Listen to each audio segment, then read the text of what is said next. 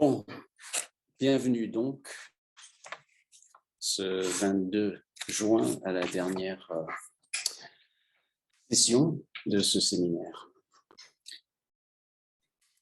où on va poser la question la plus importante et la plus difficile, qui n'est peut-être pas vraiment la question de la vérité, qui est souvent la question la plus difficile. Je crois que là, on a assez travaillé cette question, certainement dans le livre Critique and Praxis. On se tourne aujourd'hui à la question de la normativité et de la question de si la méthode généalogique a en elle une direction normative ou une force normative ou un contenu normatif. C'était bien là où on s'était arrêté la dernière fois. Et c'est bien là, je crois, qui est la question la plus importante.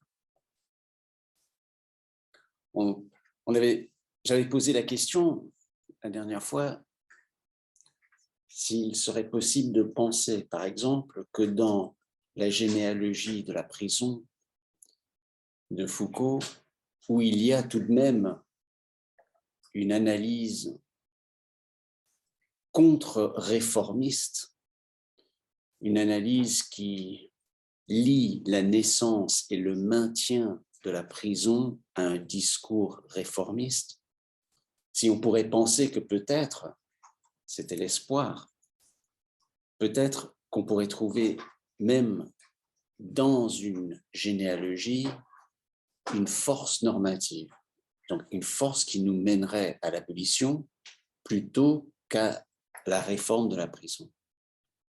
Je vous avais proposé, c'est-à-dire certainement s'il y avait dans la généalogie de la prison, par exemple, cette dimension inhérente normative, ce serait puissant, ce serait quelque chose qui pourrait nous attirer.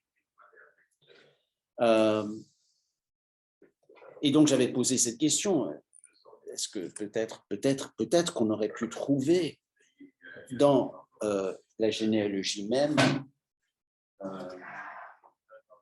de la normativité. Bon. Alors, on y reviendra à cet exemple de la généalogie de la prison. Je crois que pour commencer, il faut vraiment prendre un pas en retrait et essayer de trouver qui proposerait la meilleure possibilité d'une normativité dans la généalogie. Alors là, encore une fois, on se retourne donc à Daniele Lorenzini et son article sur Possibilizing Genealogies que vous aviez de la semaine dernière. Et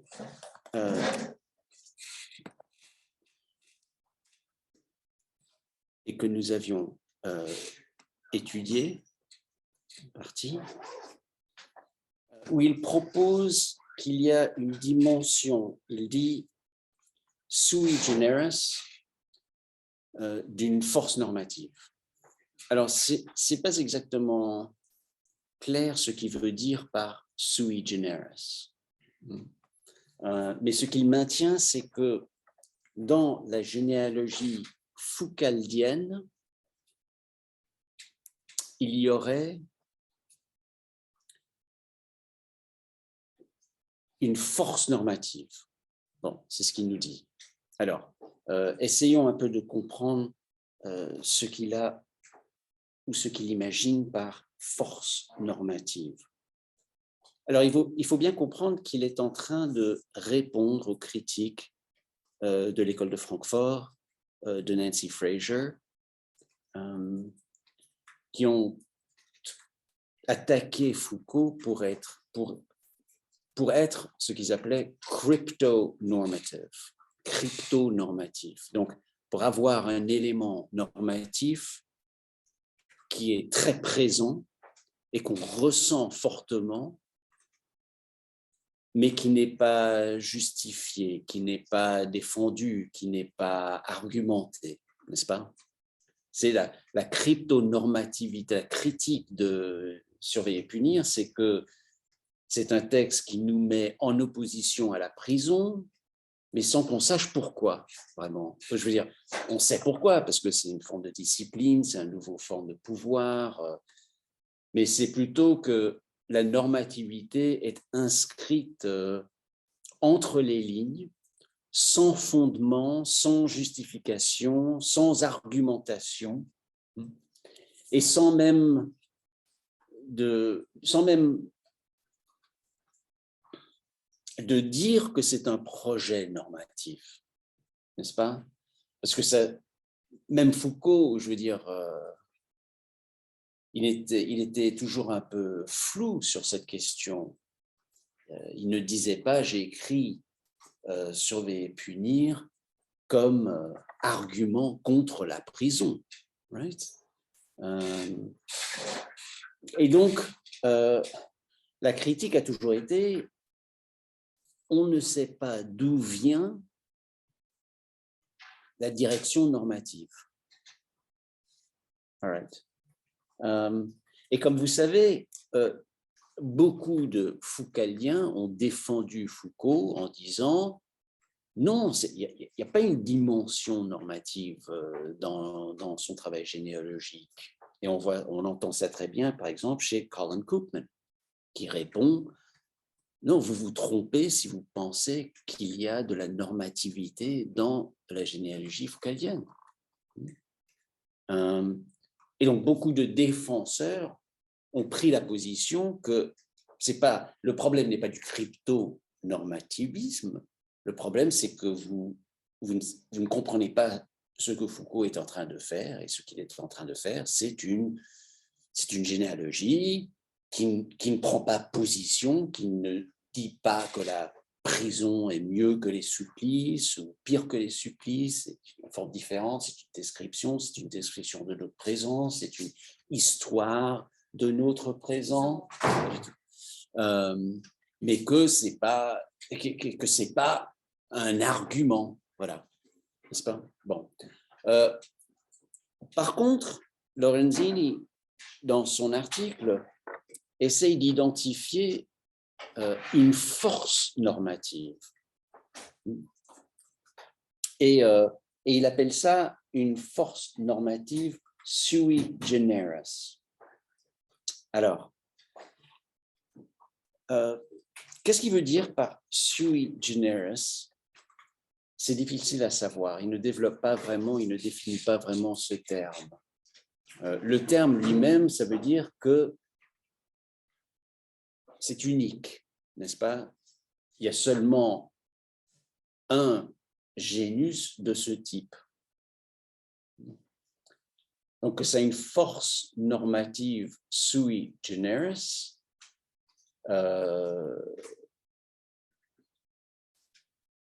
En philosophie, ça voudrait dire que ça ne provient pas d'un autre concept ou d'une autre formulation ou d'un autre système de pensée, mais qu'il est unique à Foucault. Bon, ensuite, il utilise le mot force plutôt que direction ou valeur, Daniele Lorenzini. Et encore une fois, force, c'est un peu flou. De dire que quelque chose a une force normative, ça ne veut pas nécessairement nous dire dans quelle direction cette force pousserait. Right? Mais je crois que l'endroit où il est le plus précis sur sa définition de ce que serait sa normativité, la normativité de la généalogie foucaldienne, et c'est important qu'il parle toujours de la généalogie foucaldienne, n'est-ce pas? Il décrit la généalogie foucaldienne comme une généalogie possibilisante, mais quand il parle de la normativité, il parle simplement de la généalogie foucaldienne, presque comme subtype de généalogie possibilisante.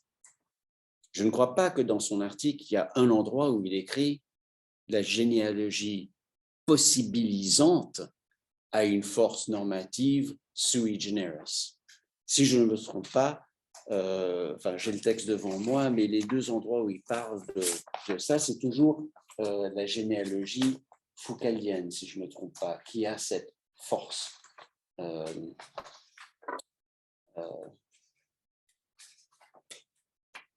Le passage le plus important, c'est peut-être, c'est vraiment à la page 7, oui. Il veut argumenter que la généalogie foucaldienne possède sui generis une force normative. Oui. Et donc, il faut bien comprendre qu'il est en train de parler des généalogies possibilisantes de Foucault. All right? OK. Et l'endroit le plus précis où il essaye d'articuler ça, je pense, c'est un passage où il propose que cette généalogie nous offre ce qu'il appelle un framework, a concrete political framework, c'est à la page 7. A concrete political framework. Et je ne sais pas, quelle serait la meilleure traduction en français de framework? Encadrement? C'est un encadrement. Quoi? Un cadre. OK, un cadre. Donc, un cadre concret politique. Alors, il écrit, ça ne nous dit pas précisément ce qu'il faut faire ou où on doit aller. Ça crée un cadre politique concret pour l'action. Il dit pour un nous politique qui nous commande, qui nous engage à résister l'irrationnel, the arbitrariness, l'irrationnel des savoirs-pouvoir, des formations de savoir-pouvoir que la généalogie nous expose. OK? A concrete political framework for action, a political we that commits us to resist the arbitrariness of the power knowledge formations it reveals. OK. Alors, le mot clé dans cette phrase, je pense, c'est arbitrariness. Okay? Arbitrariness, l'arbitraire, l'irrationnel. Right? Et si on essaye de désarticuler un peu l'argument ici, je pense que ce qu'il est en train de nous dire, c'est que la généalogie foucaldienne nous donne un cadre sur les relations, un cadre sur le pouvoir, sur le savoir, sur les relations de pouvoir. On connaît très bien chez Foucault, c'est tout le travail de Foucault des années 1970, savoir, pouvoir. C'est un cadre qui nous engage à résister ce qu'on trouve en termes de formation de savoir-pouvoir qui est arbitraire. All right? Alors, bien sûr, tout tourne sur le mot arbitraire, ou sur la définition de l'arbitraire, ou sur notre évaluation, bien sûr, de l'arbitraire. N'est-ce pas? Je veux dire, ça nous engage à résister quand il y a de l'arbitraire, quand il y a des relations de pouvoir qu'on pourrait appeler arbitraires. Okay? Ça ne nous dit pas comment juger cet arbitraire, ou bien où exactement placer l'arbitraire qui serait un arbitraire auquel il faut résister.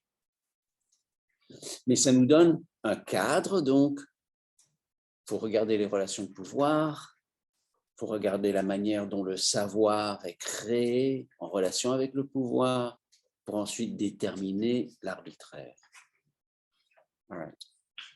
Et ça, ce serait donc la force normative.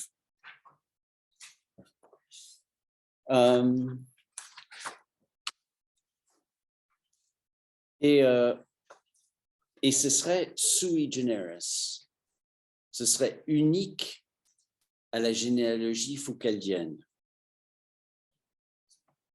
Ok. Alors, et en partie, dans ce texte, il construit, je dirais qu'il construit la notion d'arbitraire en relation avec les exemples de cas qu'il propose à la page 9 et à la page 10, dont on a déjà parlé. Donc, les nu-pieds, Hercule Barbin,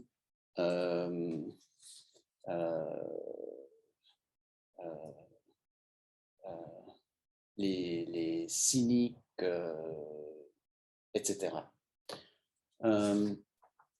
Et dans ce sens-là, il donne une texture à la notion de l'arbitraire avec ses études de cas. Okay? Et donc, on aurait quelques directions, quelques indications de ce que pourrait être l'arbitraire. Oui, vas-y. Pardon, répète. Pardon, ça supposerait arbitraire. Ce que supposerait, je pense que ce que, non, je ne crois pas que c'est un nécessaire, je crois que c'est un raisonnable. Enfin, là, c'est tout le travail, je pense, tout notre travail. Qu'est-ce que, en anglais, peut-être que la connotation de arbitrariness en anglais est un peu différente que arbitraire en français. En anglais, arbitrariness, ça veut dire en fait qu'il n'y a pas d'explication, il n'y a pas de justification qui nous convainc. Donc, il n'y a pas de bonne raison. C'est ça, arbitrary. Il utilise, enfin, il ne développe pas ce terme dans ce texte. Et il est philosophe et non pas juriste. Dans le contexte juriste aux États-Unis, le mot arbitrary est très important dans le contexte de la peine en particulier, à cause du 8e amendement à la Constitution américaine, où la notion de la 8e amendment à la Constitution américaine prohibe la peine qui est cruel and unusual, cruelle et enfin, je sais pas, rarissime, disons. Et la manière dont c'est interprété par la Cour suprême, par les juristes, c'est à travers une notion souvent de arbitrariness, qu'il n'y a pas d'explication pour cette peine. Il n'y a pas de bonne raison. Ça ne promue pas les théories de la peine, par exemple. Ça ne fonctionne pas, ça n'a pas des effets dissuasifs. Donc, arbitrariness, c'est qu'il n'y a pas de logique, il n'y a pas de raison, il n'y a pas de justificatif. Okay? Quand tu dis nécessaire, je pense que nécessaire, c'est pas... il y a un élément de nécessité, mais c'est pas que ce soit... C'est un nécessaire dans le sens que c'est très raisonnable et donc nécessaire, mais pas nécessaire d'une force naturelle. Right? C'est une nécessité de logique, de raison, disons. Okay? Mais ce qu'on pourrait dire, c'est qu'en regardant les exemples, on peut dire qu'il y avait dans ces exemples qui nous proposent avec la rébellion des nu-pieds, il y avait un certain, par exemple, dans théorie institution pénale, une certaine violence à la réponse de Richelieu et de Séguier, qui était au-delà de ce dont on avait besoin pour résoudre la situation, quelque chose comme ça. Right? Dans le contexte de l'homosexualité ou de la sexualité plus généralement, on pourrait dire que dans les années 1950, quand il écrit, quand il donne des cours sur la sexualité, le fait que l'homosexualité est diagnosée comme une maladie mentale dans le manuel psychiatrique courant serait arbitraire. Ce serait des relations de force qu'on pourrait appeler arbitraires. Si on suit un peu le cadre de Lorenzini, right? Donc l'étude de la sexualité nous mène à comprendre la manière dont, par exemple, l'homosexualité ou d'autres formes de sexualité sont construites en termes de connaissances et de savoir et de pouvoir, et donc ce cadre et cette création d'un nous politique nous engage à résister le fait que les formations qu'on aperçoit à travers la généalogie sont en fait arbitraires. Right? Je pense que ce serait là une concrétisation de cette proposition. Alors,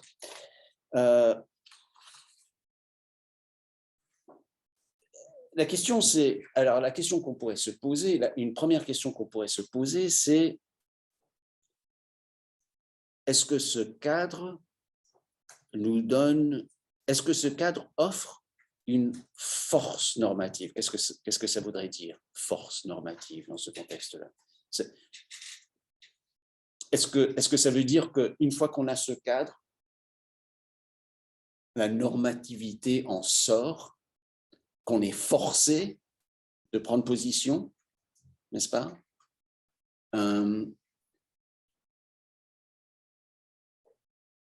Et si, par contre, si ça ne nous donne qu'un cadre dans lequel on réfléchit, je ne pense pas que ça ait une force normative. Donc, toute la normativité viendrait de nous dans notre évaluation de ce cadre. Par contre, si ce cadre nous montre qu'il y a quelque chose d'arbitraire, là, il y aurait une force normative. Si le cadre lui-même nous montre quelque chose, on pourrait dire que la généalogie comme méthode nous donne une indication normative. Et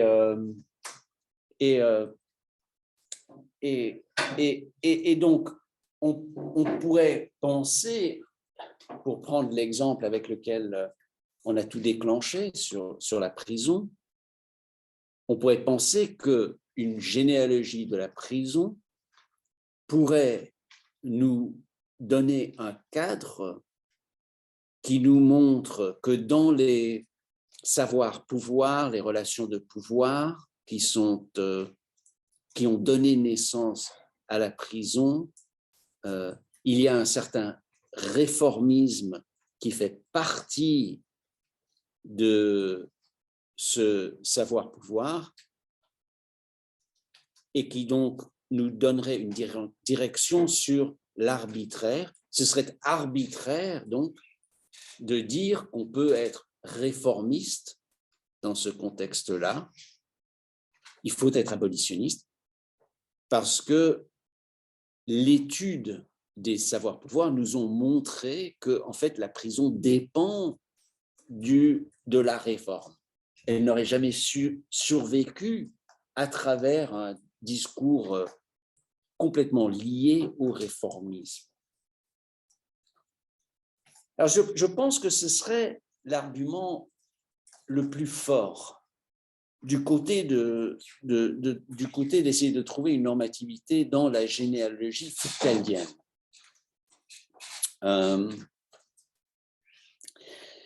Et je pense que ce que ça nous met en face, le cas, peut-être le cas le plus difficile que ça nous demande d'adresser vraiment d'urgence, c'est le cas de Agamben sur la pandémie. Donc, je dirais que pour tester vraiment, pour faire de la philosophie avec un marteau, vraiment, il faut se poser la question, est-ce que Agamben, comment évaluer la position d'Agamben sur la pandémie? Parce qu'en fait, si il y avait du sui generis normative force, de la force normative sui generis dans la généalogie foucaldienne, eh bien, ça aurait forcé Agamben à prendre les positions qu'il a prises en faisant une généalogie foucaldienne du biopouvoir et des nouvelles formes de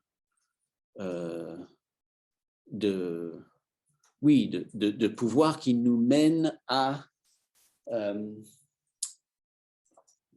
au concept de la vie nue, n'est-ce pas? Bare life. On dit vie nue en français, right? OK. Et donc, je vous propose que je crois qu'il faut absolument qu'on s'attarde sur Agamben et les positions qu'il a prises dans le contexte du coronavirus. Alors, je dirais que c'est un peu la troisième rail. C'est vraiment un peu électrique comme sujet. Je dirais que la plupart des penseurs foucaldiens, il me semble, ont essayé d'éviter à tout prix d'engager Agamben dans ce qu'il a écrit parce que c'était tellement provocateur et difficile pour la critique foucaldienne. All right? Mais je crois que c'est inévitable. En d'autres mots, moi aussi, jusqu'à maintenant, j'ai essayé d'éviter Agamben sur le coronavirus et l'état d'exception parce que il me semblait que c'est vraiment... on ne peut pas en sortir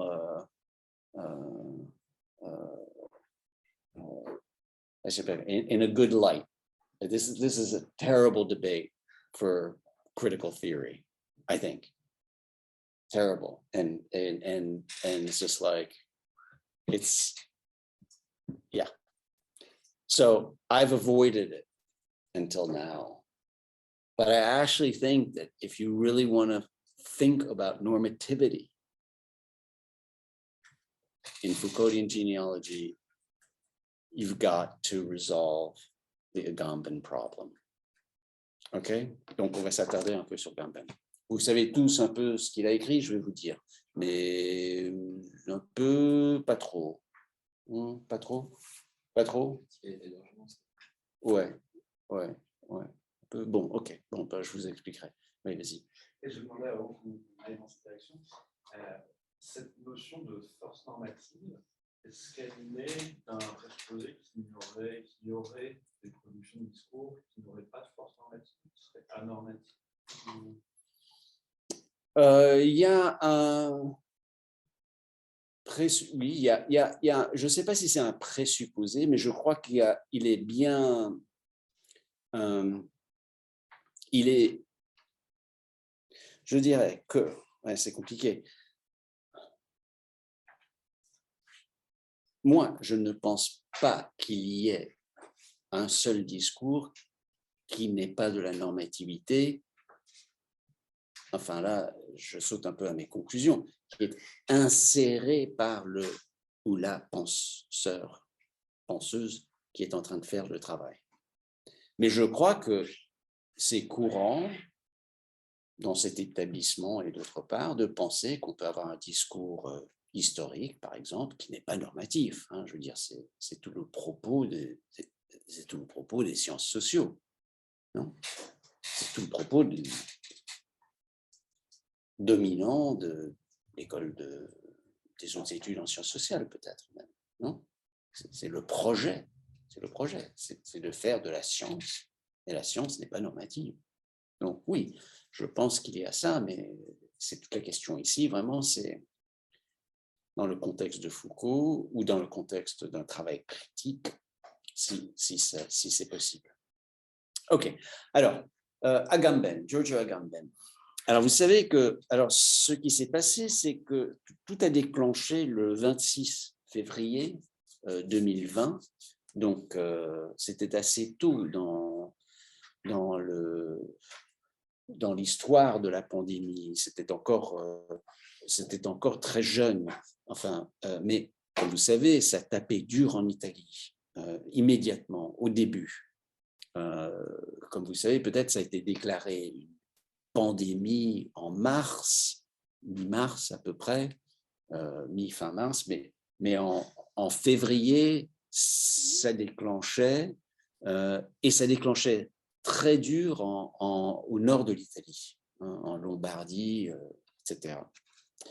Et il a écrit un texte qui s'appelle Coronavirus et état d'exception, et je l'ai mis sur le site, sur le syllabus, si ça vous intéresse.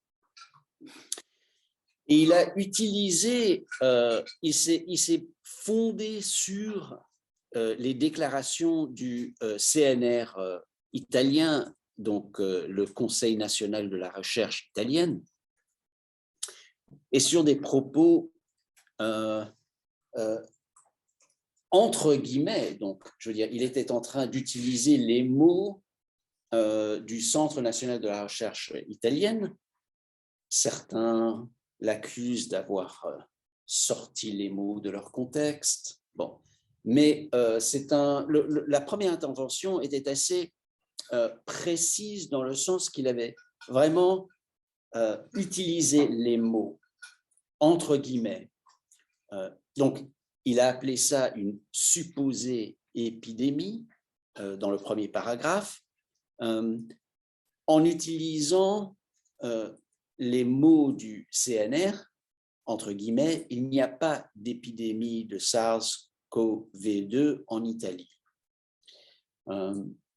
Ensuite, dans le deuxième paragraphe, encore entre guillemets, il utilise les mots, et les mots sont, selon lui, enfin, les mots qu'il prend, c'est une sorte de grippe, okay, entre parenthèses.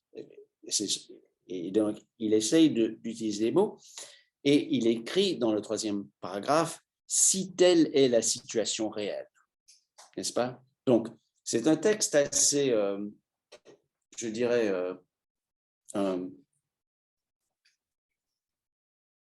attentif à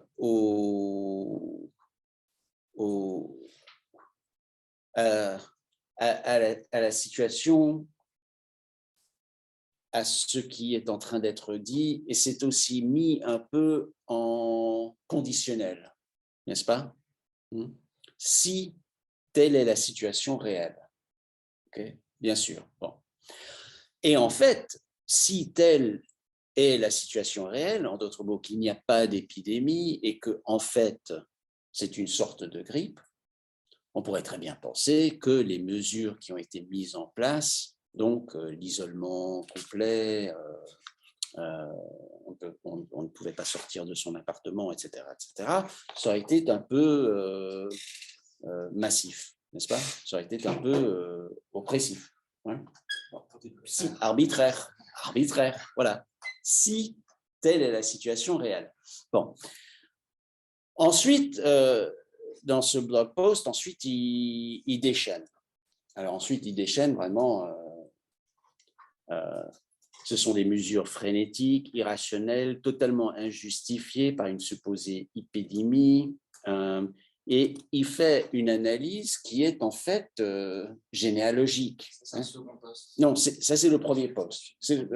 Mais je veux dire, disons que il y a à la fois il y a du conditionnel qui est lié bien sûr à quelque chose d'extrême ensuite, n'est-ce pas? Right?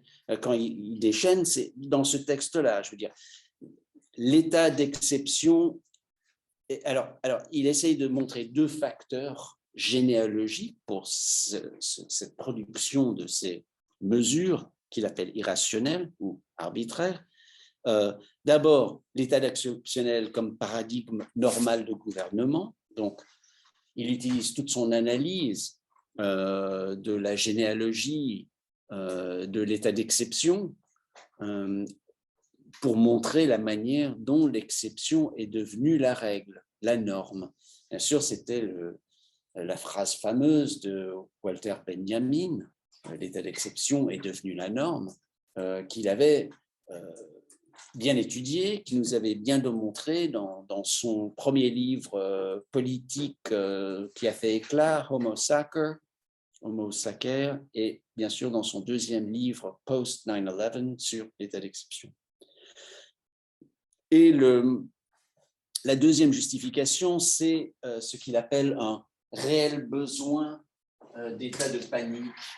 Donc, je dirais un retour à la pensée un peu de Stanley Cohen, si vous connaissez, sur les moral panics, sur les paniques morales. Stanley Cohen avait un livre de ce titre, il y avait toute une série d'études sur les paniques morales.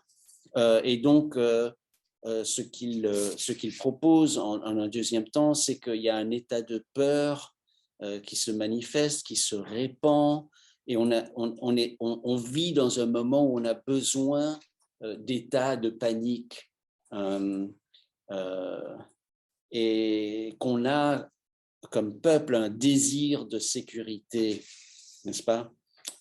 Et d'une certaine manière, et ce qu'il dit explicitement, c'est que le terrorisme ne suffit plus à nous gérer, et donc il fallait une supposée pandémie pour continuer tous ces moyens de gouvernementalité et de biopouvoir.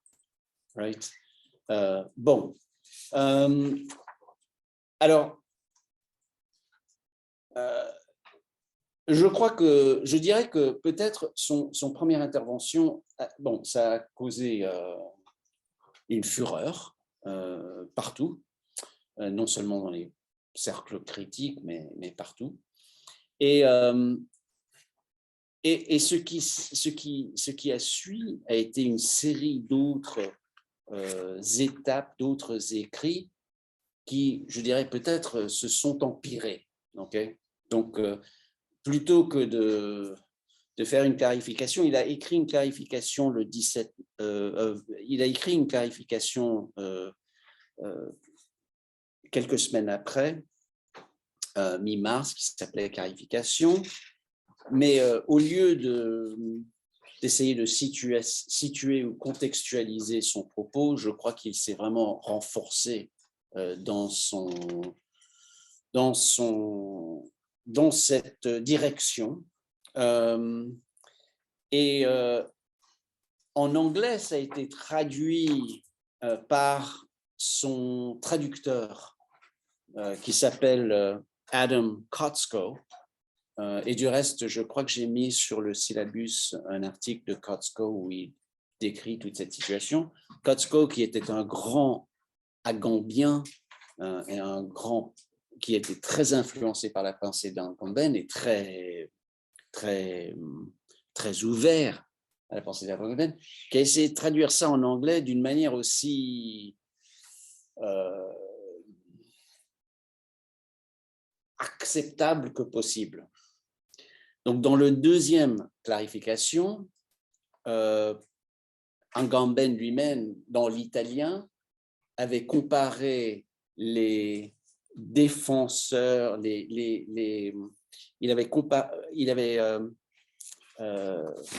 avait comparé ceux qui défendaient les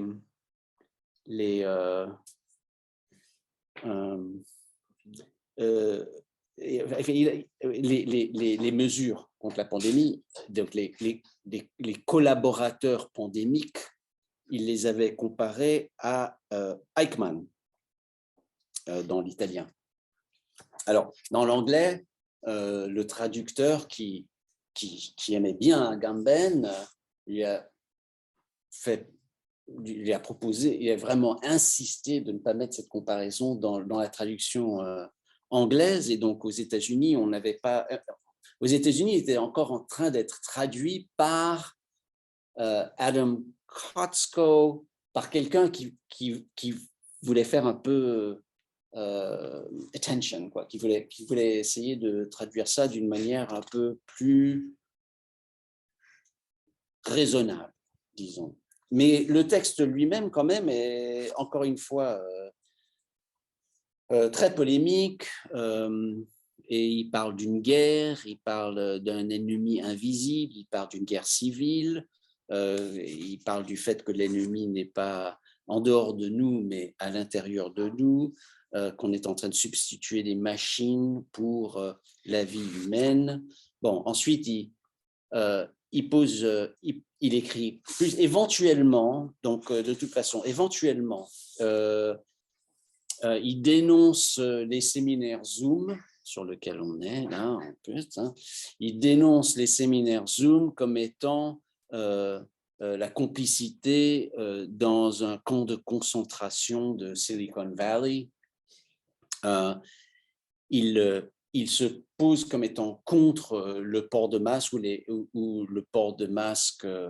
Ouais, en fait, certainement contre les mandats de port de masque, mais certainement, il propose que le port de masque sacrifie un rituel du humain, vraiment. Donc, que quand on porte un masque, on sacrifie notre humanité. Et puis, ça, c'était dans un post. Alors l'autre, c'était Requiem pour les étudiants, donc camp de concentration sur Zoom, le visage et la mort contre les masques, et puis finalement dans un autre court essai qui s'appelle Les citoyens de seconde classe, il propose que les passes vaccines sont comme les étoiles juives sous le régime nazi. Ok, bon. Alors, donc, il s'enfonce dans cette position. Mais qu'est-ce qu'il nous propose? Alors la raison que... Alors, je le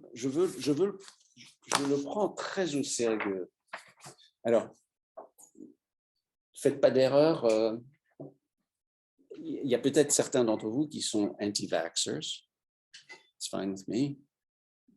Maybe online, autre part.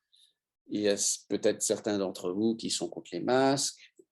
Certainement, beaucoup d'entre nous ont pensé que les mesures n'ont pas toujours été non arbitraires, disons. Mais pas toutes les mesures ont été... Juste, j'aimerais bien préciser que moi, je suis vacciné 4 fois. Je me vaccinerai 12 fois si nécessaire, si je pouvais. Et j'ai porté un masque dans le métro en venant ici. J'étais un des 2 seuls qui portait un masque. Donc OK. Personnellement, je suis pour les vaccins et pour les masques. Certainement pour les masques, je veux dire, ça, il me semble absolument ridicule qu'on n'est pas en train d'utiliser plus de masques sur les trains, etc. All right. So, just so you know where I stand, okay? Mais je pense que on doit prendre ça très au sérieux parce que Agamben a une analyse, une des plus brillantes analyses généalogiques du biopouvoir. Et je pense que son analyse après le 11 septembre a été absolument importante et je dirais que ça nous a donné beaucoup d'éclairage. Alors, personnellement, je n'étais pas d'accord avec son idée que l'état d'exception était devenu la norme. Et j'ai tout un chapitre sur ça dans la contre-révolution, donc mon texte sur la manière dont on gouverne aujourd'hui à travers le paradigme de la contre-insurrection française développée par les Français en Algérie, en Indochine, par les Américains au Vietnam, par les Anglais au Malaisie, etc. Donc, j'ai le chapitre 12 de mon livre, La contre-révolution, dit que non, nous ne sommes pas dans un état d'exception permanent, mais plutôt dans un état de droit. Et c'est ça le problème, que nous ne sommes pas dans l'exception, mais que tout a été légitimisé par le droit. Et c'est ça que je trouve qui est le plus intéressant et le plus caractéristique ici, en ce qui concerne la contre-révolution. En d'autres mots, la torture qu'on a affectée aux États-Unis, que la CIA a affectée aux États-Unis à Guantanamo, à Abu Ghraib, dans les sites noirs, black sites, cette torture a été légalisée.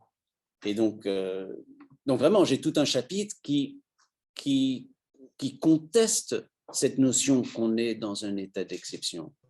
Parce que ce n'était pas ça ce qu'on faisait aux États-Unis. On essayait de tout juridifier, tout légaliser, que ce soit the torture memo, que ce soit un mémo de 42 pages pour expliquer qu'on peut assassiner un citoyen américain à l'étranger, qui a été écrite par les avocats d'Obama, un très bon collègue à moi, ancien collègue à moi, David Barron, qui lui-même était Critical Legal Studies, qui travaillait dans le Office of Legal Counsel et qui a écrit ce mémo. C'était un effort de légalisation, c'était de faire des procès internes dans la Maison-Blanche pour légaliser toutes ces manœuvres qui étaient abominables. Je veux dire, si jamais il y a une chose qui irait contre la proposition de due process qui est fondatrice du droit américain, du droit constitutionnel américain, ce serait d'assassiner un citoyen américain à l'étranger. there's one thing that due process wouldn't allow, ce serait ça. Et ils ont quand même trouvé le moyen de démontrer que, parce que c'était de la défense, c'était du self-defense, des trucs très intelligents. Je veux dire, c'est les juristes les plus futés du pays qui ont créé ça. Mais c'était un système de créer une légalité et non pas un état d'urgence. Il y avait bien sûr des fois des utilisations très mineures des états d'urgence aux États-Unis, mais ce n'était pas ça qu'on essayait de faire. C'était de démontrer que tout était complètement légal. Bon, donc, bonjour. Donc, je dirais que, je dirais que l'analyse de l'état d'exception de Agamben a été très importante et très foucaldienne. Je veux dire, donc, je pense très bien que c'était en fait une généalogie foucaldienne. Et donc, la question qui se pose, c'est comment est-ce que une généalogie aussi brillante et foucaldienne pourrait nous mener à comparer les passes vaccins à l'étoile juive sous les nazis. Right? Est-ce que ça crée un cadre dans lequel il y a une force normative qui nous dit que c'est arbitraire? Ou est-ce que, en fait, ce cadre, bien que ce soit un bon cadre, ne nous aide pas à décider ce qui est arbitraire de ce qui n'est pas arbitraire? Right? Bon, alors, Agamben, le 15 avril, la traduction, 15 avril 2020, il commence son propos, Agamben, avec ce passage de Thucydides sur l'histoire des guerres péloponnésiennes, très intéressante, et c'est Thucydides qui écrit The plague marked for the city the beginning of corruption.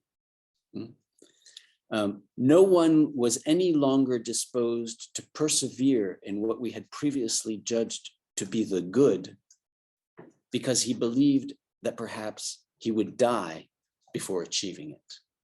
Right? Très intéressant. Donc, Thucydides qui dit que la plaie, right? Plague? La peste, merci. Que la peste produit cet effet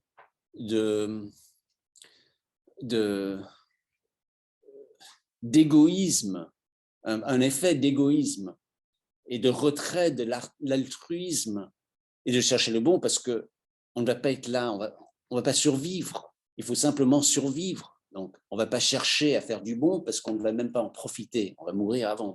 Donc ça produit un certain genre d'égoïsme qui transforme notre subjectivité. Okay? Et il commence là. Et je pense bien sûr qu'il y a eu des effets comme ça avec le coronavirus. Il y a eu des effets de stockage, beaucoup de gens qui stockaient ce dont ils pouvaient trouver pour se protéger eux-mêmes, protéger leur famille. Il y a eu des effets comme ça sur notre subjectivité, de changer notre relation aux autres et au monde, certainement.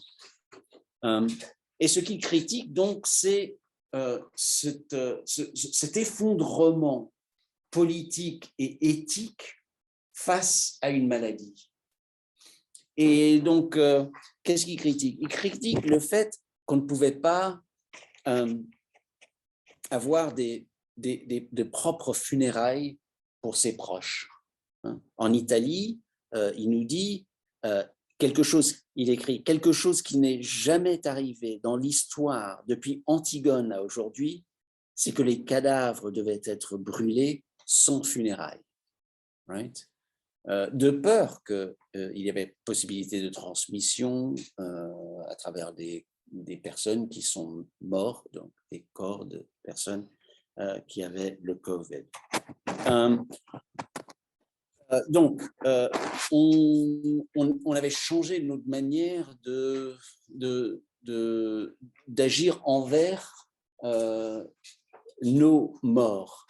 Il y avait une suspension de nos relations, de nos amitiés, de nos amours, par peur de contagion.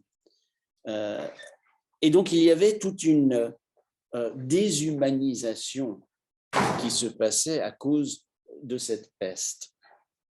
Il attaquait en particulier l'Église, qui c'était l'Église italienne catholique, le pape qui s'était retiré, qui ne consolait plus les malades, par exemple, qui avait été remplacé. Il proposait donc, ouais, je sais, il fait un peu chaud, excusez l'institution,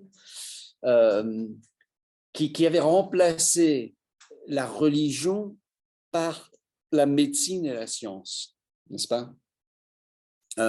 Qui est un propos intéressant chez Agamben. Comme vous savez, Agamben a toujours été, même dans ses généalogies, a toujours été très sceptique de la science et de la médecine.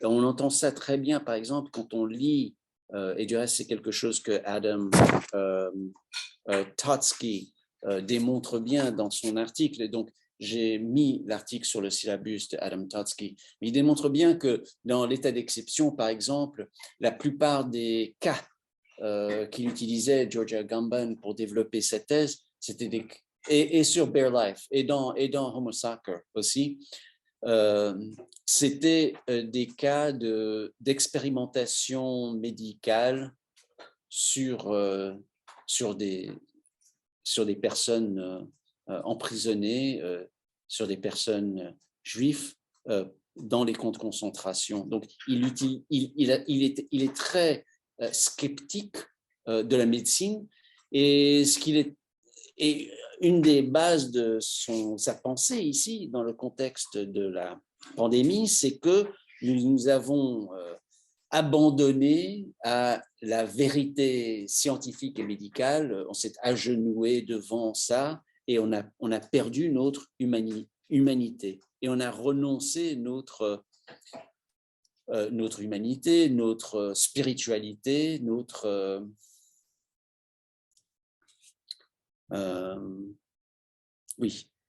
croyances. Il attaque aussi les juristes pour ne pas vérifier que les règles de la Constitution soient respectées, ce qui est un peu, c'est un peu contre-intuitif pour Agamben de dire ça, parce que s'il essaie, peut-être que, si on est dans l'état d'exception perpétuel, ça ne servirait à rien de faire ça, mais s'il est en train d'attaquer un peu les juristes libéraux, les juristes qui croient au système, pour leur dire pourquoi est-ce que vous n'avez pas essayé de respecter les règles de la Constitution, pourquoi est-ce que vous avez été si silencieux. Bon, donc, ce qui est clair, c'est que je dirais que sa position en ce qui concerne les mesures de pandémie n'était pas arbitraire, dans le sens que, alors peut-être qu'ils sont arbitraires dans un sens absolu normatif, mais ils n'étaient pas irrationnels d'un point de vue de la biopolitique, de la généalogie foucalienne, de tout le travail qu'il avait fait sur l'état d'exception. Hein. Je veux dire, donc, ça suit. Je veux dire, c'est pas comme si, c'était pas du délire. Right? Ça rentrait dans une possible logique de l'étude des relations de pouvoir, du savoir-pouvoir, etc. Right? Et la question serait donc, Et donc, la question que nous, il faut qu'on se pose, la question que nous, il faut qu'on se pose, c'est est-ce que ce cadre avait une force normative? Est-ce que la position qu'il a prise allait contre la force normative d'une généalogie? Est-ce qu'il s'était trompé de trouver les mesures arbitraires?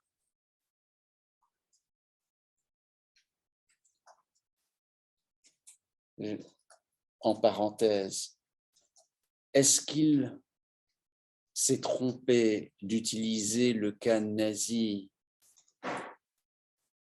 toujours pour parler de notre présent?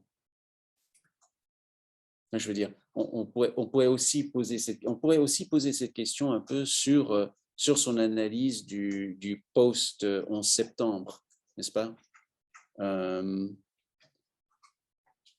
C'est une critique. Il y a beaucoup de monde qui a dit, quand ils se sont retrouvés enfermés chez eux à cause des mesures sanitaires et des quarantines, etc., que finalement, j'ai compris ce que c'est que d'être un prisonnier. Right? Il y avait toute une critique de ça. Right? Et la critique, c'était, bon, il ne faut pas exagérer quand même. Non, nous ne sommes pas les personnes emprisonnées de la même manière que les personnes enfermées dans les prisons sont emprisonnées. Right? Et donc, il y avait toute cette critique. On pourrait faire la même critique de dire, et on fait la même critique, bien sûr, c'est le discours critique, c'est est-ce qu'on peut comparer l'esclavage américain au camp de concentration nazi? Ça aussi, il y a tout un débat là-dessus. Il y a tout un débat. Chaque fois qu'on utilise le cas allemand de Third Reich, il y a toujours un débat sur est-ce qu'on peut utiliser ça comme analogie, right? Mais mettons ça de côté, parce que je crois que c'est une question qui pourrait nous distraire, même si on n'utilise pas le cas nazi, par exemple, mais qu'on utilise simplement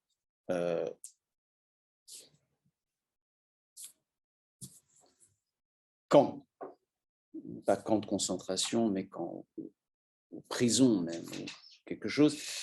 Est-ce qu'on pourrait dire qu'il y avait une force normative dans la généalogie qui nous mènerait dans la direction de dire que les mesures étaient arbitraires? Voilà. Alors, je crois que c'est en anglais, on parle toujours de, dans la discipline, enfin, dans le juridique, on parle toujours de hard cases. Right? C'est les cas durs. Je crois que ce serait, ce qu'Agamben, sur la pandémie, ce sera le cas le plus dur pour tester pour tester la thèse de Lorenzini.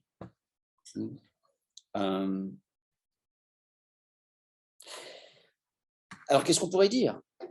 Je pense qu'il n'y a pas de doute, encore une fois, je n'étais pas d'accord du tout avec ces conclusions. Bon, c'est évident. Enfin, c'est pas évident. Peut-être que d'autres sont d'accord. On va en parler.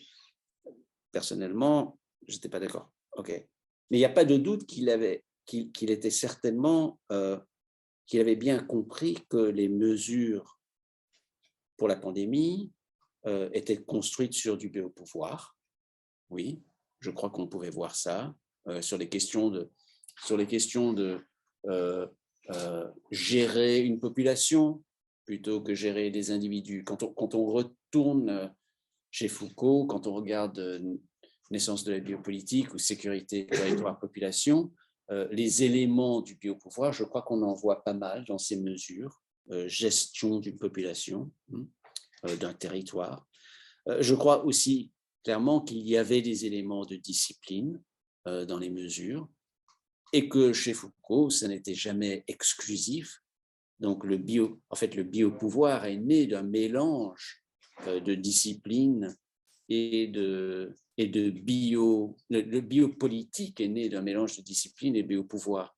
Donc quand on regarde en 76 la volonté de savoir, c'est clair que ce n'est pas un remplacement, mais en fait, quand la discipline rentre dans le domaine biologique, qu'il y a cette formation de biopouvoir. Donc, on voit bien, je crois qu'il avait raison que nous étions dans un état d'exception.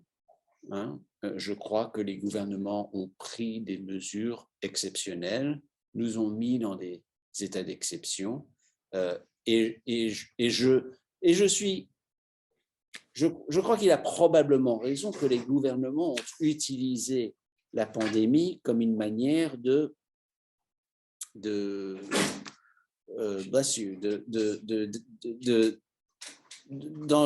les relations de pouvoir avec les citoyens. Non seulement les gouvernements, mais les entreprises technologiques aussi.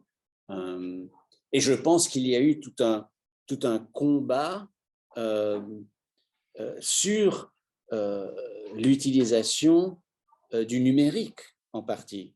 Parce que, comme vous vous rappelez, il y a eu des efforts de nous encourager à utiliser des applications en France, aux États-Unis aussi, qui effectivement donnaient tous nos données au gouvernement, où on était, géolocalisation, etc. Donc, et en fait, ça n'a pas marché ni en France ni aux États-Unis vraiment à cause du fait qu'il y avait toute une résistance contre le numérique et contre les abus du numérique.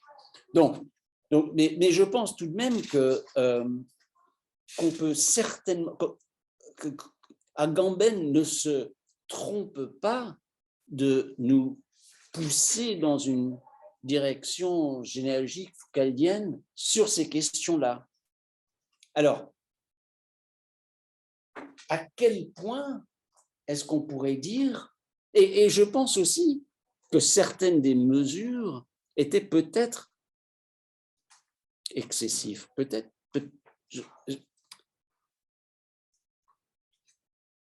Enfin, c'est plus facile de dire ça avec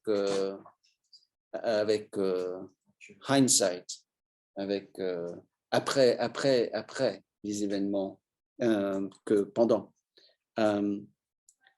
Mais alors la question devient à quel point est-ce qu'on pourrait dire qu'une mesure devient arbitraire, qu'une mesure individuelle devient arbitraire, à tel point qu'il faudrait s'y opposer et résister. Nous étions certainement dans une condition d'incertitude qui s'analyse depuis la fin du 19e siècle à travers des notions de risque. Là-dessus, bien sûr, vous avez le travail de François Ewald, très important, le travail de François Ewald dans l'État-providence, qui lui-même est en conversation avec le Foucault de « Il faut défendre la société », sur la notion de risque, l'émergence de la notion de risque.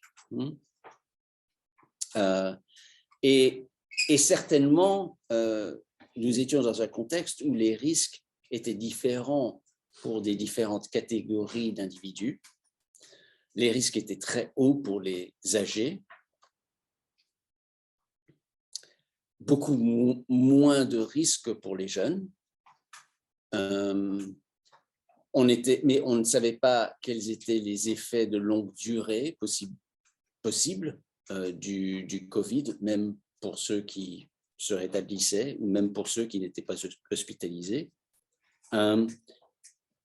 Il est assez clair que les mesures qu'on a mises en place ont, d'une certaine manière, peut-être sacrifié un peu la jeunesse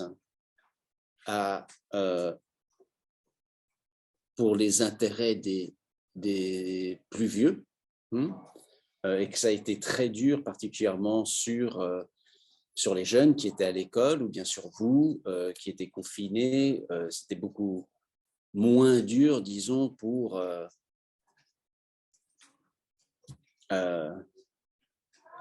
des vieux gens bien situés qui étaient dans une position où ça ne changeait pas tellement leur vie, peut-être, d'être confinés, quoi, je veux dire. Ou bien qui étaient confinés à la piscine, quoi, chez eux, quoi. Donc, il y avait des effets très différents selon les socio-économies, selon les âges, etc. Et il y a eu des décisions de prioriser certaines personnes sur d'autres. Je pense que c'est clair. Et que ces décisions ont été en partie liées à des questions de relations de pouvoir. Mais la question devient à quel point est-ce qu'on pourrait dire qu'il y avait de l'arbitraire dans ces formations de savoir-pouvoir qu'on est en train de révéler à travers une généalogie. Une seconde, la science et la médecine aussi, ici, c'est compliqué, n'est-ce pas? Parce que d'un point de vue généalogique, on comprend très bien que la science n'est pas toujours fiable, n'est-ce pas? Je veux dire, donc psychiatrie qui mène à toutes les formes de déviance et de diagnoser les déviances, phrénologie. Je veux dire, il y a assez d'exemples de sciences, si on fait un peu de la généalogie, qui nous ont montré que tout n'est pas pour le mieux dans le meilleur des mondes, toujours. Donc, le fait qu'il y avait un consensus auquel moi, j'étais très prêt à écouter. Moi, j'étais à Columbia, à New York. C'était une situation très rude au début à New York. Ça tapait vraiment dur. Je dirais que c'était assez, je sais pas, je veux pas tomber dans un discours. C'était assez effrayant quand même de voir des camions morgues réfrigérées, roulantes, qui se posaient devant les hôpitaux. Je me rappelle, je marchais pour aller voir, pour aller à mon bureau, et tout d'un coup, il y avait ces gros camions devant l'hôpital Saint-Luc, à 2 blocs de la fac de droit. Je me demandais, mais qu'est-ce que c'est ces camions-là? Qu'est-ce qu'ils font là? Puis j'ai rapidement compris que c'était des camions réfrigérés morgues, parce qu'ils n'avaient pas assez de place à l'hôpital. Bon. C'était, les nombres étaient foudroyants de morts à New York en avril, mai. Bon, je me rappelle, j'avais fait des calculs, parce que d'habitude, je fais toujours des calculs pour les homicides, vous savez, mais c'était je me rappelle pas, 1 sur 400 était mort à New York, au début, 1 sur 400 en avril-mai. Donc, bon, c'est pas mal, je veux dire, sur un bloc à New York. On habite dans des bâtiments qui sont assez élevés. Mon bâtiment est à 16 étages. Il y a à peu près 400 personnes dans mon bâtiment. Donc, une personne ne mort, quoi. Je veux dire, ça tapait. Donc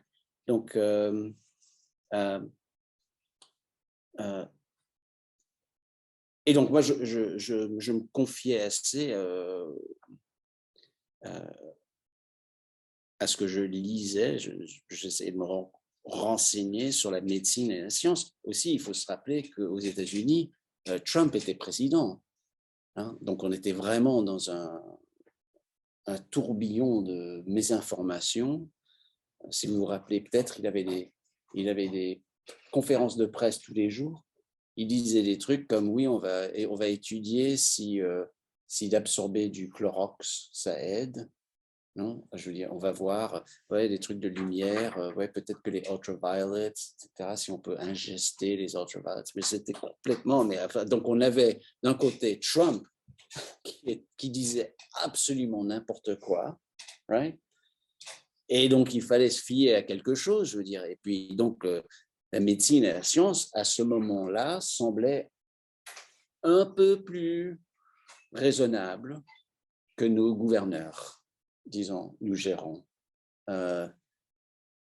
Mais se fier à la science, on ne peut pas le faire sans être très attentif au fait qu'il y a toutes ces dérapes, n'est-ce pas? Qu'il y a eu toutes ces dérapes.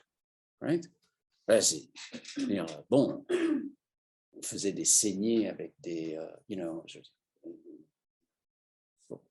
OK, au 18e. Ouais, c'était très rude et on ne savait pas à qui faire confiance, peut-être. Et certainement, on pensait que certains... de toute façon, comme je disais, moi j'étais à Columbia, moi je me suis dit, je vais faire confiance un peu à mes collègues qui sont médecins. Donc je leur ai beaucoup parlé, c'était un médecin particulièrement qui m'avait aidé sur un cas de peine de mort, mon anesthésologiste Mark Heath, qui avait eu très raison qu'ils n'allaient pas trouver une veine sur Durham, donc j'avais un peu confiance en lui. Et c'est lui qui me donnait toutes les informations. C'était avec lui que je cherchais à savoir, à comprendre un peu. Donc, je faisais plus ou moins un peu confiance aux médecins. Je faisais confiance aux médecins et à la science. Et donc, dans ce contexte-là, bien que je comprenais très bien que c'était du biopouvoir, bien que je résistais certaines formes. Par exemple, je n'allais pas utiliser les applications, mais ça c'est parce que personnellement, j'étudie la société d'exposition, donc c'est un truc personnel peut-être.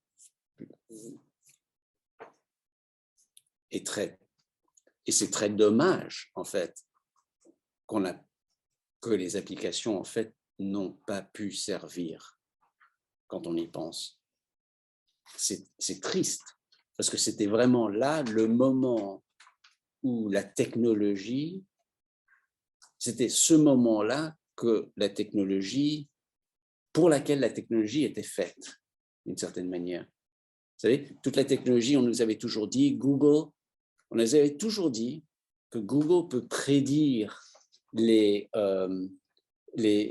vagues de grippe, les vagues de maladies, mieux que n'importe quel autre, que la médecine, que les médecins, que la science, etc. C'était tout le propos de l'ère numérique, c'est qu'on allait trouver les moyens de réagir mieux à la situation, de savoir à l'avance. Pourquoi? Parce que les gens c'était simple, parce que les gens dans Google, ils cherchent, tiens, j'ai un rhume, qu'est-ce qu'il faut que je prenne? Right? Et c'était ça, c'était que ces moyens de technologie, la technologie numérique allait sauver tous nos problèmes.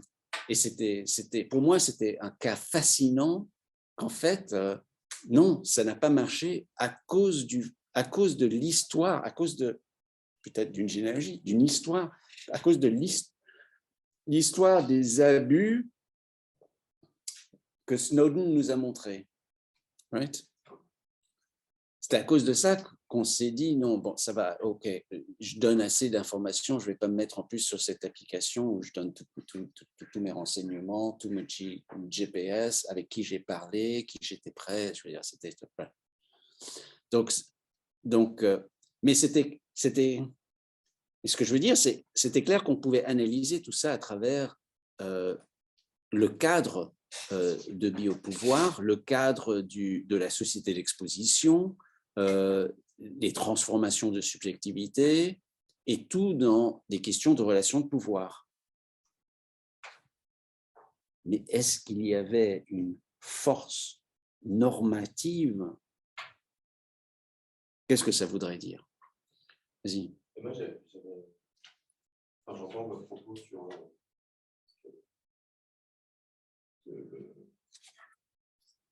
fait qu'on a préservé les intérêts des vieux pour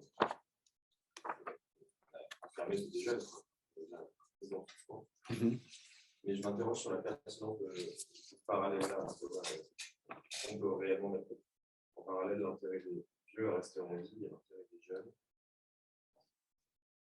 à partir, avoir une vie sociale, avoir une émancipation. Donc, c'est une vraie question que je me pose. Et il y a des. Comment est-ce qu'on répondrait? Partager, quoi, parce que. Et j'entends cette question de l'inversion, il y a aussi des. On met une évidence de l'inversion des libertés, c'est-à-dire on a soumis au droit à la vie, et ça se voit dans les recours qui sont par exemple l'État, notamment un recours d'un syndicat des jeunes médecins qui disait au nom du droit à la vie, on doit aller beaucoup plus loin dans les mesures. Au moment justement où les mesures étaient plus restrictives. Et ça a été une logique assez intéressante d'inversion des libertés. Et par ailleurs, il y a aussi beaucoup, en France, en Allemagne, dans d'autres pays, des groupes anti-autoritaires, de gauche anti-autoritaire, qui revendiquent une défense sanitaire autogérée. En mettant en parallèle, en disant justement qu'il y a la nécessité de préserver la vie qui sont aujourd'hui menacées, et qui parlait aussi du fait de dire qu'il y a aussi une question de classe dedans. C'est-à-dire ceux qui meurent, et je pense que c'est le cas à New York, ce n'est pas forcément les plus aisés, c'est pas forcément les plus aisés. Oui, il y avait tous des effets socio-économiques, raciaux, particulièrement aux États-Unis. Ouais. Et donc là, c'est là où je suis un peu, je m'interroge en fait, par rapport au propos, c'est-à-dire que est-ce que prendre des mesures de préserver la santé des plus démunis, c'est nécessairement une mesure autoritaire? Est-ce qu'on ne peut pas envisager les mêmes mesures dans des logiques de classe? Ouais. Et je pense que ça me fait penser à plusieurs choses. Une chose, c'est est-ce qu'on pense à tout ça à travers une notion de communauté, de coopération peut-être, de solidarité peut-être, right? En d'autres mots, qui serait, je pense que certaines personnes essaieraient d'utiliser cette route-là pour négocier le conflit, pour dire que non, c'est pas les intérêts d'un contre les intérêts de l'autre. On est une communauté, on coopère, on travaille ensemble pour gérer la situation, pour que, bon, tu vois, je veux dire, je pourrais entendre un discours qui va dans cette direction-là. Il y aurait aussi, mais ce qui est intéressant, ce qui m'intéresse un peu avec les vieux et les jeunes, je me situe du côté des vieux, c'est aussi une théorie de Tim Mitchell, qui est à Columbia en sciences politiques. Et ça va sortir dans un livre. Je ne crois pas que c'est pas encore sorti, je pense, donc don't use it. Mais il a une conception du capitalisme qu'en fait le capitalisme contemporain est en fait une question générationnelle. Que ce que le capitalisme représente, c'est d'essayer de prendre les profits des générations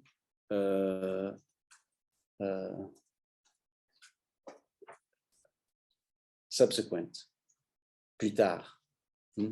Donc c'est une fois donc que le capitalisme qui travaillait à travers un certain colonialisme et impérialisme et qui ne peut plus fonctionner à travers l'impérialisme et le colonialisme est maintenant en train d'utiliser une approche générationnelle.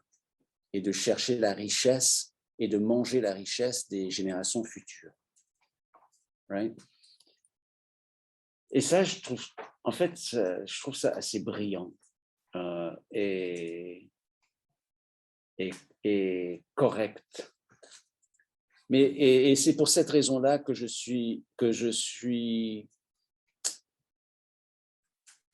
quand je pense dans le contexte pandémique aussi, je vois un peu ce même geste peut-être.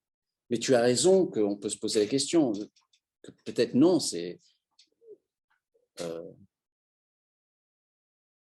peut-être c'est une question de solidarité, de communauté, de collectivité, etc. Et qu'on pourrait réduire, que ce n'est pas un zero-sum game. Okay? Donc je ne dis pas qu'il n'y a pas d'arbitraire non plus. Hein. Ouais. Il y a la question de la mesure de 1 km. Complètement de la logique arbitraire. On a posé un chiffre rond, un chiffre rond d'une heure. Ouais. On a fermé les portes publiques. Ouais. Et il n'y avait aucune forme de raison dedans. Ouais. Et puis aujourd'hui, on est revenu dans des situations où il y a des reprises épidémiques et on a le même maintien, on n'a plus aucune restriction. Ouais. Donc je ne dis pas qu'il y a une forme d'autorité, je dis simplement genre que est-ce qu'a priori on peut considérer qu'il y a un lien nécessairement entre préservation de la santé dans des logiques de solidarité et ouais. Right. Oui, non, et je suis complètement d'accord de poser la question de cette manière-là.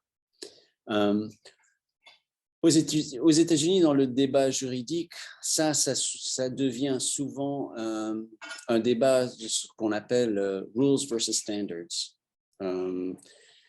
Il y a des interventions assez bien connues dans ce débat. Duncan Kennedy a écrit sur les rules versus standards, mais c'est un débat assez bien miné, quoi. Est-ce qu'on pourrait éviter l'arbitraire de ces règles, 1 kilomètre, 1 heure, en utilisant des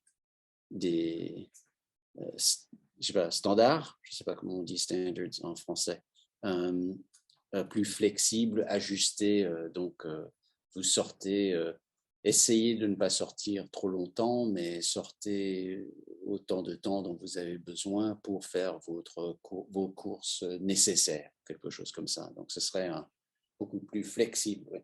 Mais même là, disons, je ne voudrais pas qu'on réduise la conversation à l'arbitraire des règles contre les standards.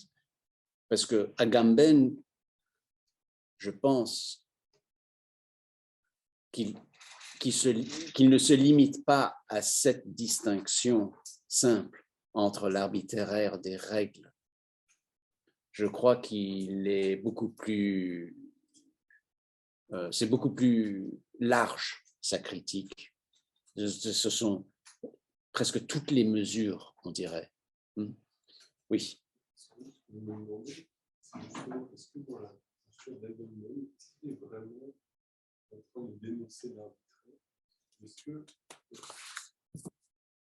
en lisant, j'avais un peu l'impression qu'il y avait quelque chose justement qui reposait sur, comme si le pouvoir était réversible, c'était une nécessité qui s'imposait à tout le monde. Lui, il dit c'est arbitraire, effectivement, mais le sentiment, c'est qu'il s'oppose à une force absolument démesurée.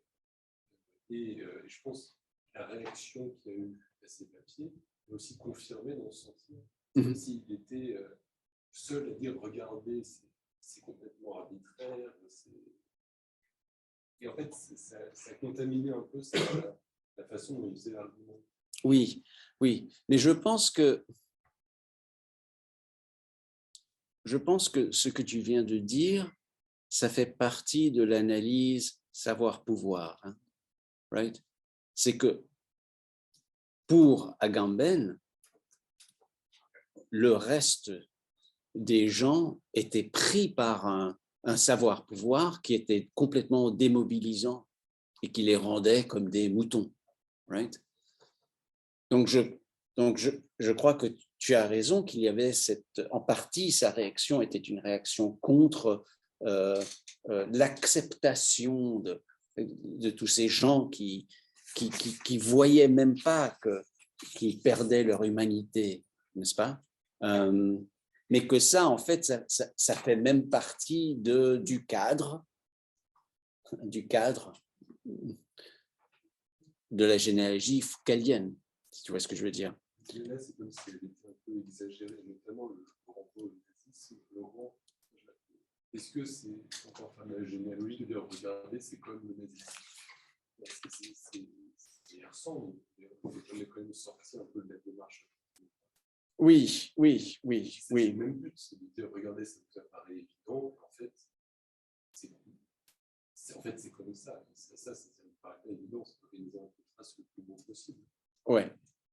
Je vois que ça reprend la forme, mais on dirait que c'est une forme un peu exagérée. Oui. Et donc tout le problème de l'utilisation du cas nazi, je pense, dans toutes les situations, je dirais.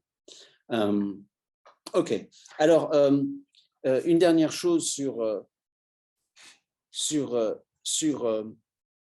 le cas Agamben, c'est que certainement aussi, il faut bien se rendre compte que les anti-vaxxers, donc ceux qui sont contre les vaccins, ceux qui sont contre les mesures, ceux qui sont contre les masques, ils étaient une minorité, n'est-ce pas? Je veux dire, donc dans la formulation foucaldienne des anormaux, c'était les anormaux, right? C'était pas la majorité de la population. Je ne pense. Enfin, aux États-Unis, même enfin, ça dépend où on est. Ça dépend où on est et quelle population, quel est le dénominateur. Au Texas, où ça? À New York, c'était certainement pas la majorité. Mais je pense que même, bon, aux États-Unis, c'est vraiment développé sur un rouge et bleu, je veux dire. Donc, l'anti-science, c'était très Trump, droite, et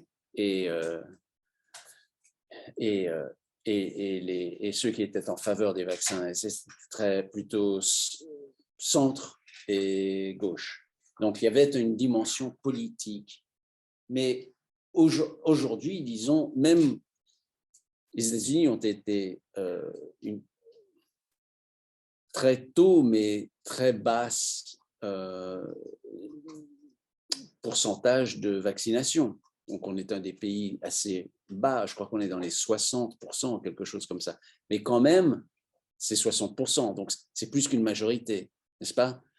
Donc, je dirais que quand même, dans ce contexte, c'était ceux qui étaient contre les vaccins qui étaient dans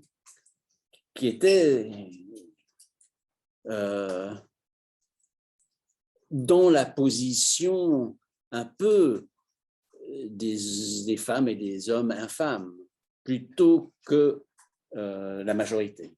Right?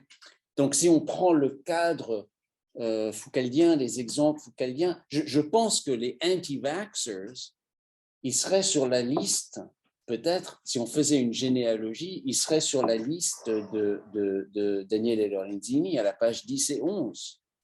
Right? C'est pas ceux qui ont suivi la science qui seraient l'exemple.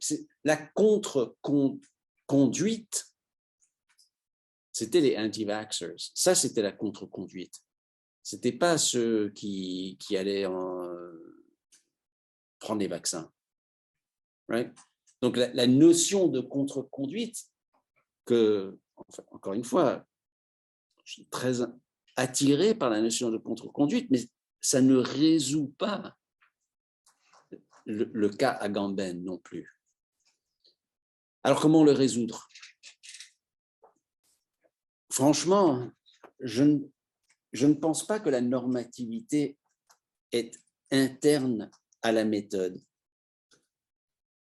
Et je pense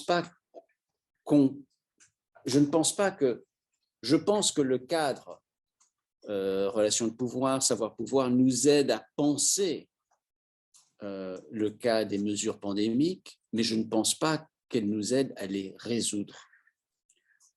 Et je pense que la notion d'arbitraire dans ce contexte-là requiert une évaluation de nous, de notre part, qui n'est pas interne à la méthode généalogique. Et donc, dans ce cas le plus dur, qui nous montre bien un cadre, je pense que finalement, il faut que nous-mêmes, on prenne la décision normative, qu'on ait cette discussion sur la jeunesse et la vieillesse, et les questions de communauté, et questions d'évaluation de risque, mais évaluation de la manière dont ces mesures vont avoir des effets sur notre subjectivité, sur notre vie, et qu'en fin de compte, si on pense que Agamben s'est trompé, c'est pas parce qu'il y avait quelque chose à l'intérieur de la méthode généalogique qui l'a mené à se tromper, mais il avait le bon cadre, peut-être, mais dans ce cadre,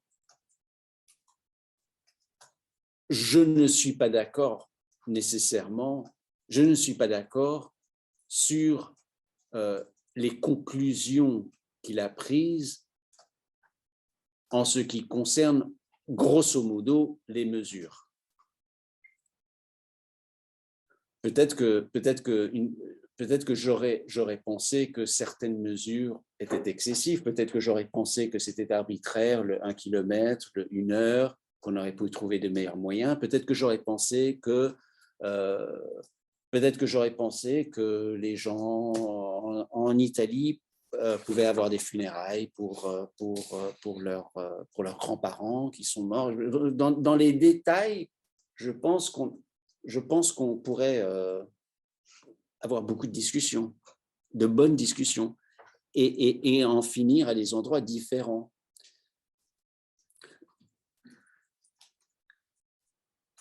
Mais où on s'accrocherait, je ne pense pas que ce serait une question nécessairement d'arbitraire. Je crois que ce serait des questions de, ouais, bon, mais non, je donne plus de valeur, par exemple, à la mort ou aux funérailles des grands-parents, quelque chose comme ça. Je pense que le risque, ça me va, quoi. J'accepte le risque, peut-être, pour ça. Vous voyez ce que je veux dire? Ce qui fait que finalement, ce sont des questions de valeur qu'on introduit dans ce cadre. Je ne crois pas que ce cadre a une force normative. Je crois que ce cadre nous aide à nous décider normativement, à nous décider sur ces questions politiques. Donc, pour conclure, parce que je pense que c'est ce cas-là qui nous pousse vraiment à résoudre ces questions.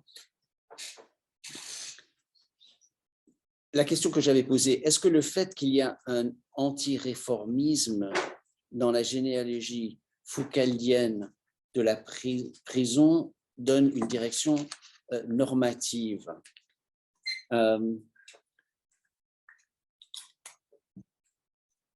Même là, je n'en suis pas sûr, parce que je pense que c'est Foucault lui-même qui a introduit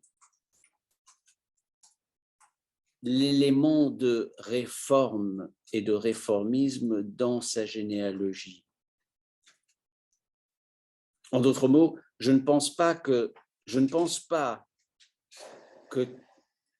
toute généalogie de la prison aurait nécessairement focalisé sur l'imbriquage sur l'interconnectivité de prison et de réforme. En d'autres mots, je ne crois pas à une science de la généalogie de la prison. Je pense que c'est Foucault lui-même qui a introduit cet élément. Et en introduisant cet élément, il a donné du mouvement normatif à cette généalogie, si vous voyez ce que je veux dire. Il y a beaucoup de personnes qui auraient pu faire une étude généalogique de la naissance, de la prison, même développant la notion de discipline et de pouvoir disciplinaire, qui n'aurait pas inséré dans cette analyse le rôle constant de réformisme. Right? Et donc, bien que j'aurais voulu pouvoir trouver dans sa généalogie de la prison un élément normatif, je ne pense pas que ça soit interne à sa généalogie, mais plutôt inséré par Foucault lui-même et par sa propre normativité. Première chose. Deuxième chose, je ne pense pas qu'il y ait une généalogie foucaldienne. En d'autres mots,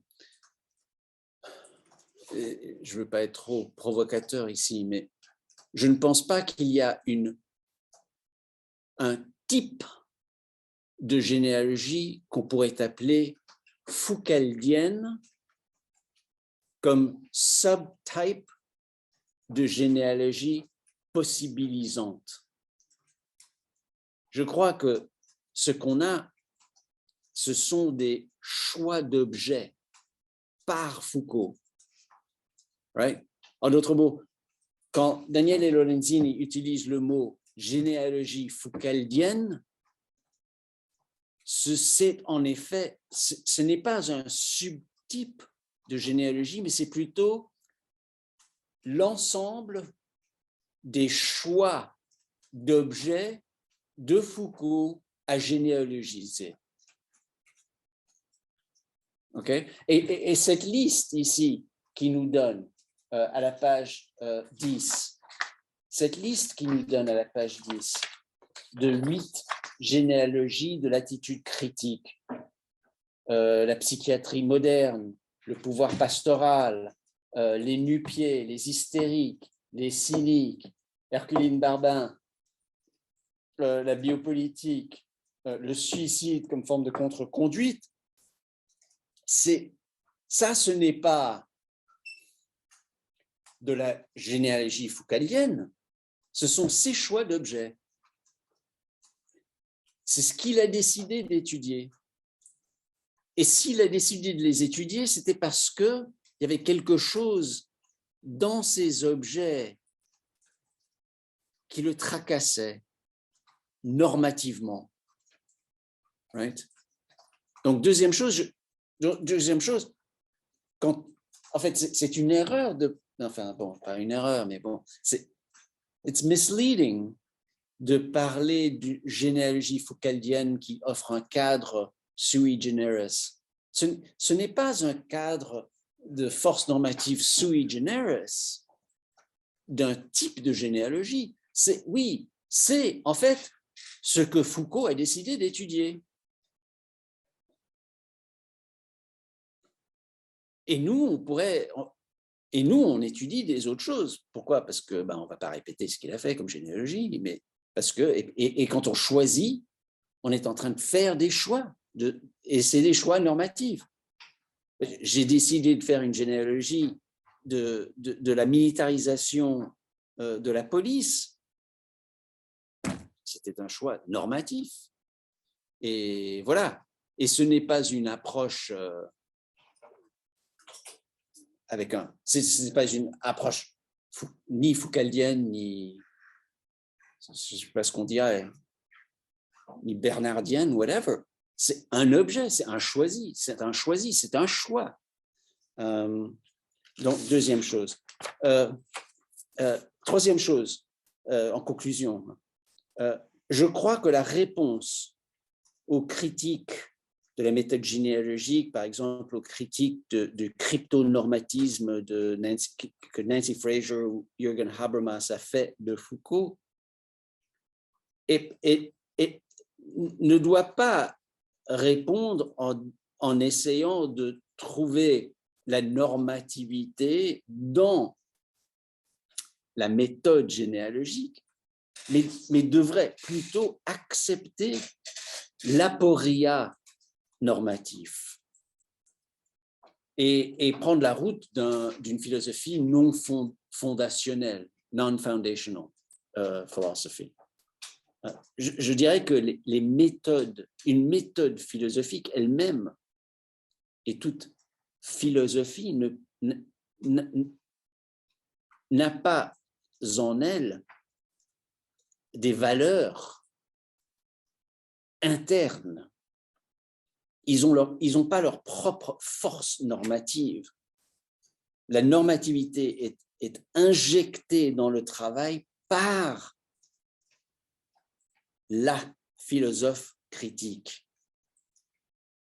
Et c'est vrai pour la généalogie, c'est aussi vrai pour le marxisme modifié de Nancy Fraser. C'est pas dans son marxisme et sa critique du capitalisme financiarisé qu'on retrouve des valeurs. C'est dans sa décision de se pencher sur le capitalisme financiarisé. Je dirais que c'est la même chose pour Habermas. Ce n'est pas dans sa théorie elle-même de la communication ou du discours, des questions de discours éthique, qu'on trouve les valeurs elles-mêmes. C'est inséré dans ces théorisations. C'est lui qui injecte les valeurs. En effet, donc, la propre réponse à Fraser et Habermas, ce n'est pas d'être défensif et d'essayer de réhabiliter Foucault. En faisant ça, de transformer la généalogie en un acte sacré, mais simplement d'être honnête et de démontrer que nulle philosophie, ni celle de Fraser, ni celle de Habermas, ni celle d'autres personnes, possède en eux interne une direction normative ou même une force normative.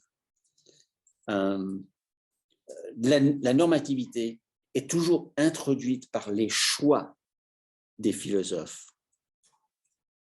Et au fond, on est toujours tous responsables pour les choix de valeurs. Alors, pardon, Zeno, j'ai pas vu que tu avais mis une question, mais j'adresserai ça peut-être après. Excuse-moi. Pour conclure, je dirais que la recherche d'une normativité interne, c'est la quête du Saint Graal. It's the quest for the Holy Grail. C'est comme si on demande, c'est comme si on demandait la preuve de Dieu. Et cette quête pour une normativité interne à la philosophie, ça nous repousse dans le domaine de la croyance et de la religion et non pas de la philosophie. De croire qu'on pourrait fonder une force normative de notre travail sur quelque chose d'autre que nos propres choix est un effort de vraiment transcender notre condition humaine. Et je pense que le fait qu'on ne peut pas y arriver n'est pas quelque chose qui devrait nous embarrasser, mais ça devrait être quelque chose qui nous nourrit. Et avec ça, qui nourrit notre condition humaine et notre fallibilité humaine.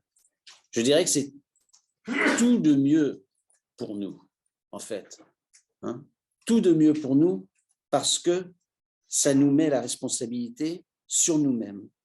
C'est à chacun de nous, chacun d'entre nous, de montrer et de choisir nos valeurs et notre éthique. Et à la fin, on est responsable pour ces choix, chacun d'entre nous. Parce que nos valeurs ne peuvent pas être fondées autre part, certainement pas dans une méthode philosophique, elles ne peuvent pas être fondées autre part que dans nous-mêmes et nos choix. Et pour ça, je pense en fait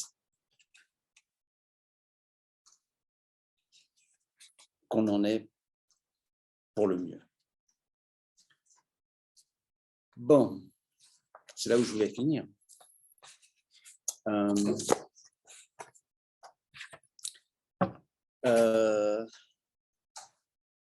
Et je vous propose,